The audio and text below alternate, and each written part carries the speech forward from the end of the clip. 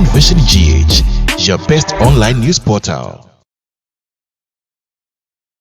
Ghana di sheria semanse na de shmama One Vision GH na busia brana sanso aso bia sensema ya boaboa no mprempre ye de babesumo ewa afidikasi so kantan kranchi nyankopo trade ampa basayi adom ya ye tre na ye mpanhwe da bia da ne di munti na sabreka tremada bodwe mojedi mo frusania na otrofro mo no chia wenkansu da super na kokode no munsuo wa kra kakra fribusum ya sase bepem sabre ya eno lenda ane na Azida meja di ebradia ya adwonko enkenye na azida mponia ebusia ade ache ensem so asisi pepepe and over the weekend mama di si na ba omi ade atwatin wode poma ha no watu hom ensem jejejeje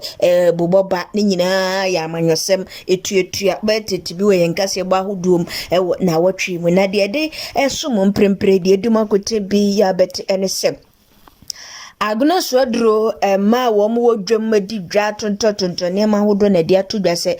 ma me Cynthia mamre Morrison ya wo so wokọ kwantenkron ma me wodwune ho ogide ben pa na Dr. Hassan Ayarga yare ko fa na dia to dwa se mama enhia no for debate na the current MPP ne ndisi suro debate no wo dia to dwa ni na wakase boyi emu sanso na abatie ene campaign yi manifesto launch ekokoso ene baumia mi de press honsem bi so ewo hase na mama se Ghana emoje tu Ghana papa wokra ya wote Ghana mu no wo su se bidibri ye be konsem from awo amanyokro yayi mu a na mama se Akufo-Addo ene MPP o mo sha se ntwere wo mo hand over note na nkobri wo mo ni so December 7th sanso na abatie se baumia enso de bia tudwa ewo ensem kroyem mama kro na ewure ni okay dwa mama esa de atudwa wase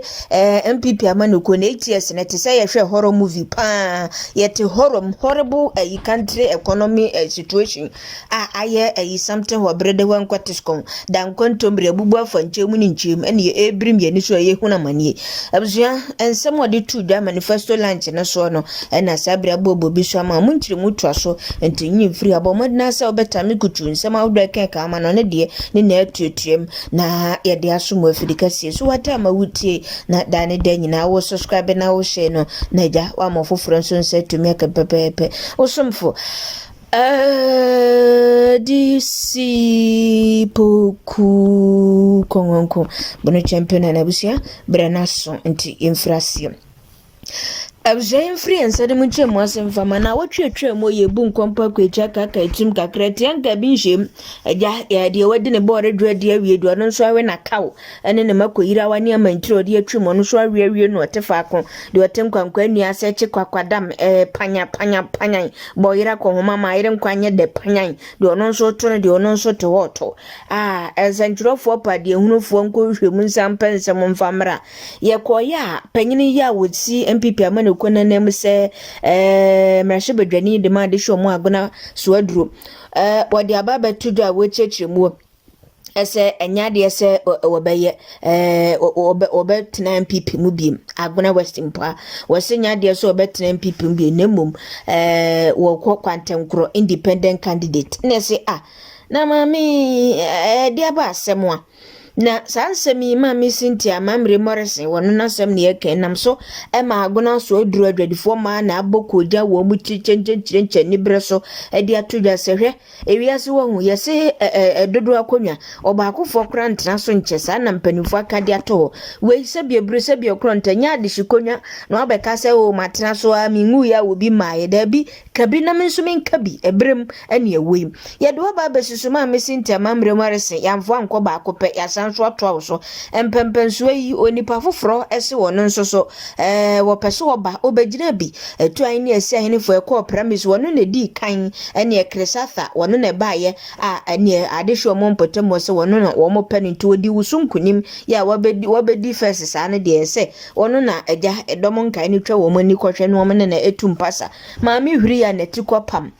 wɔso wɔnte aseɛ wɔkɔ kwantenkoro de akɔto nanom atenkonwa ne mia bɔgye ne so yie abɔntensofoɔ bi edi n'akyi na ebi soso ɛtwe di akyire na adwadufoɔ mba yi so wɔn ka kyɛn pipi mpanyinfoɔ wɔ mfimfini mantam so wɔn nsɔre nte wɔn to so kyerɛ bɛyi ne ne maame yɛ ni nkɔmɔ ansa na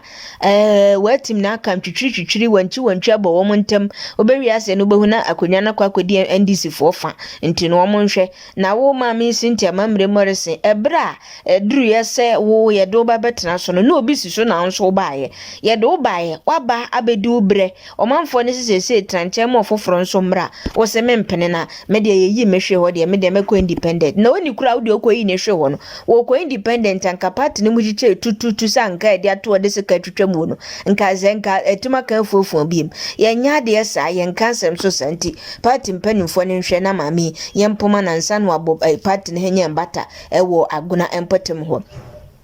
Abzayan kwansam from Dr. Hassan Ayariga Ayarkof kuhu papa yi na sabre wode atuda wo chechensem wose mampani dada son fedra mania topi obetumi aba be debate no nso ayirede debate mi Hassan Ayariga des mahama ene bawumia semumienu obia pa wone ne matinyina na ne obia edi megina ho megye no obia support bia megina ho megye no ne yenhwe de obetumi de nano abo no yonko nhihye ya pa nipa ne gude agu akwanso onyakwanya betra banwan so betum dia boy tasmai Ghana Ayarkof si de nti a MPP ne NDC suro debate na ne se nokre wo mo ne nokre abonsa ho ene nkontompoti apakam na nokre namfom na nhwaya wo no nti wo mo ntimi nka nokre nka nsem French mfikofiko emfa nkyere Ghana fonti no eye ya na chese wo mabudiche abu afọ baabi na ne wo mo se ye frene se enya de se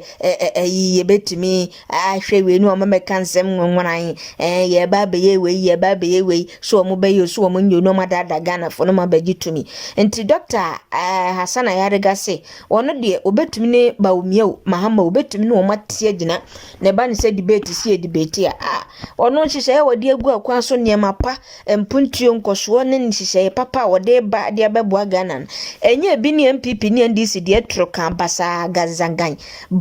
basa ya omo hihye ye de ba bese wo man na ye mpese ye beka no kora ne yeguso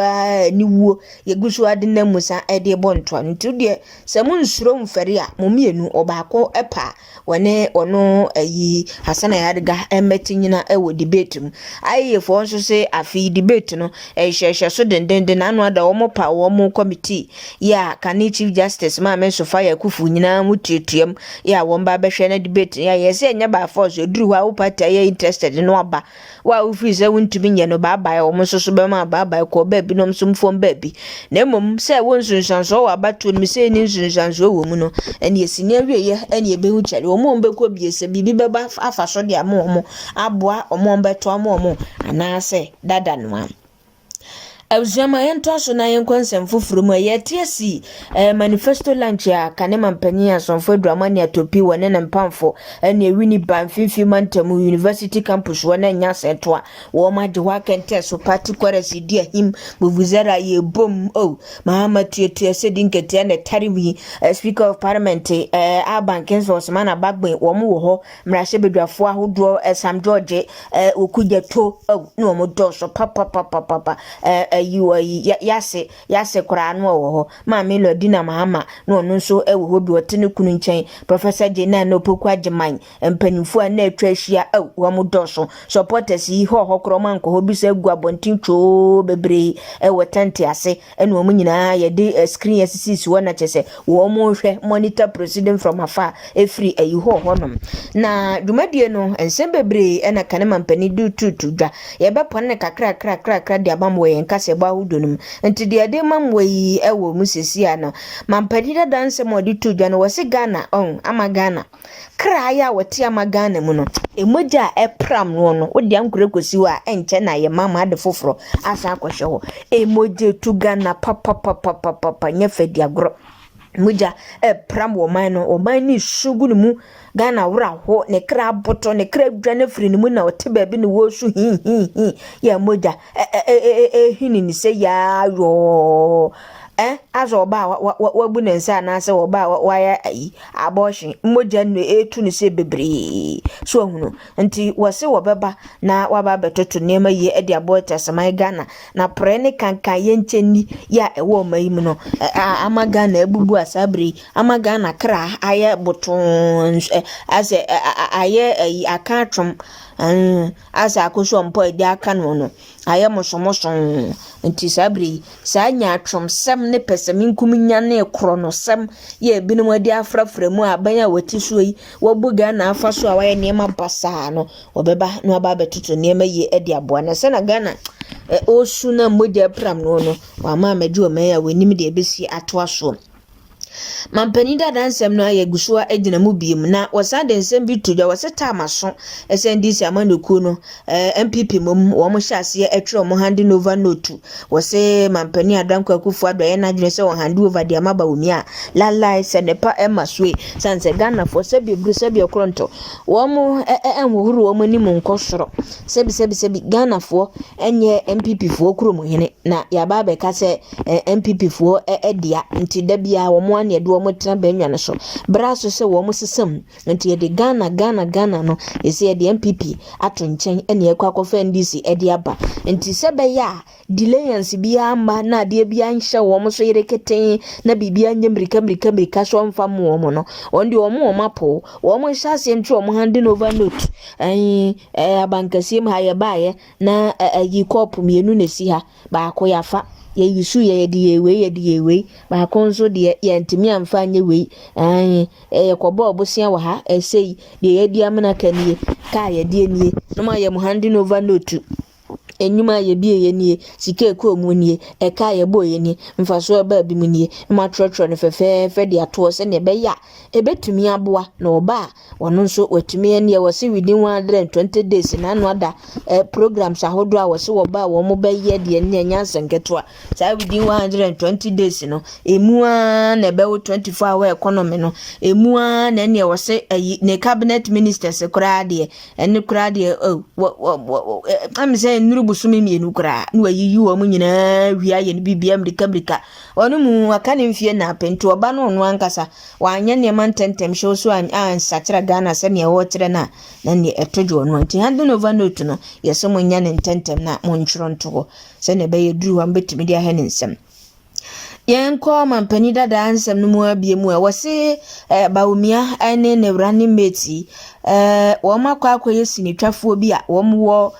horror movie mu na for the last 8 years ya wo mababetena aban mu no se mfie nwatwene mu ana awura nti akan aka ho tese wo mabubu Ghana aye ne se gozo na Ghana enduo wo saa horrific economic we mu tese horrible pa horror ankasa mu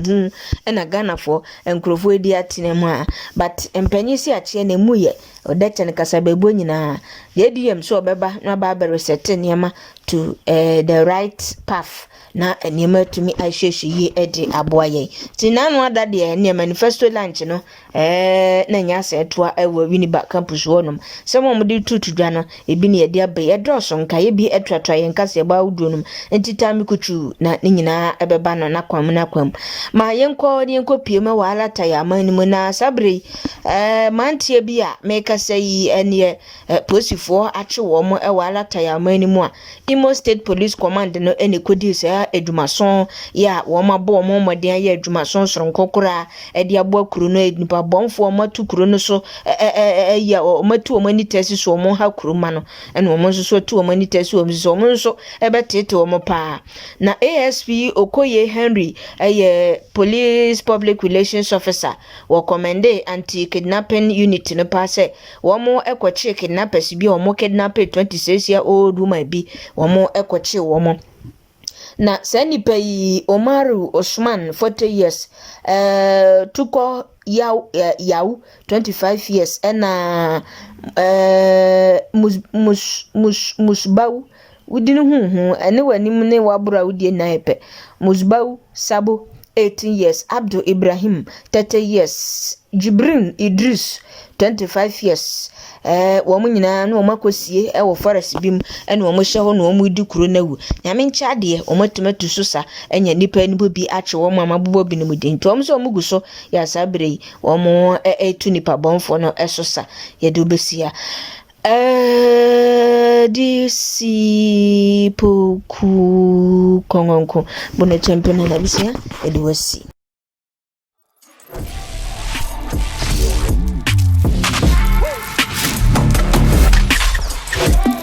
One Vision GH, your best online news portal.